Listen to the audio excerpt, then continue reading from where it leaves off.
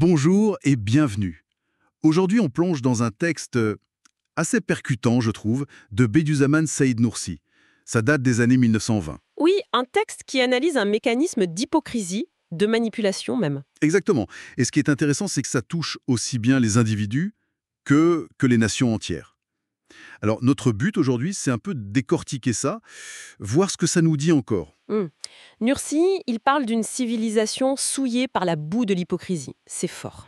C'est très fort comme image, oui. L'idée clé, si je comprends bien, c'est que cette hypocrisie, il utilise le mot riya, on finit par la prendre pour de l'honneur, pour de la gloire. Tout à fait. Et c'est là que la morale se délite complètement. D'accord. Et ce qui est vraiment puissant dans son analyse, c'est comment il décrit la manière dont ça se répand. Il identifie des acteurs très précis. Ah oui, lesquels? Il parle des médias de son temps, les journaux.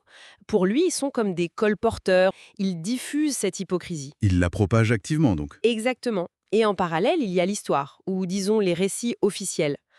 Eux, ils jouent le rôle des applaudisseurs. Ils viennent légitimer, valider ces mensonges a posteriori. D'accord, je vois. C'est un système en deux temps. On propage d'abord et on applaudit ensuite pour ancrer le truc. C'est ça. Ça crée une espèce de consensus artificiel.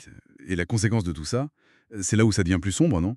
Le sacrifice des vies humaines. Oui, il parle de sacrifier des individus au nom d'un prétendu zèle ignorant. C'est souvent lié à un nationalisme un peu aveugle, une idéologie collective qui ne se remet pas en question. Et ce mécanisme, il ne touche pas que les grandes appareils d'État. Non, justement.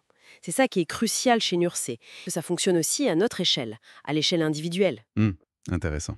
On a un exemple moderne qui illustre ça. avec les réseaux sociaux. Ah oui, tout à fait. L'influenceur, c'est un parallèle assez parlant. On voit quelqu'un qui prône des valeurs très nobles, l'écologie par exemple, Voilà. ou la solidarité, peu importe. Et en même temps, dans sa vie, ses pratiques sont parfois à l'opposé. Des voyages hyper polluants, des partenariats avec des marques pas très éthiques. Et là, le réseau social, c'est le colporteur moderne, si on veut. C'est exactement ça. La plateforme diffuse l'image, le récit personnel qui est soigneusement contrôlé. Et les abonnés, avec leurs likes, leurs commentaires, Ils deviennent les applaudisseurs. précisément, ils valident cette façade. Et parfois, ça se fait au détriment de leurs propres esprits critiques ou de valeurs plus authentiques.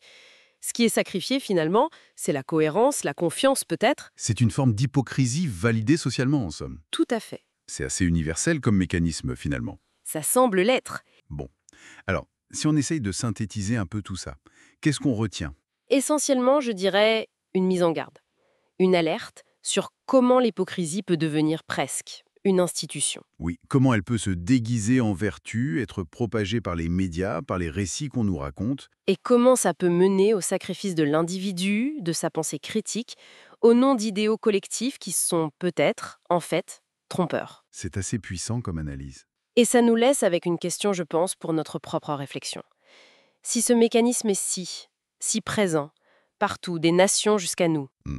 Personnellement, pour garder un œil critique, pour repérer ce fameux zèle ignorant, que ce soit dans les discours qu'on entend, Ou dans nos propres cercles, nos groupes. et même le plus difficile sans doute, en nous-mêmes. Comment on discerne ça? C'est une vraie question. Surtout aujourd'hui avec le flot d'informations, d'images. Exactement, une question essentielle, je crois.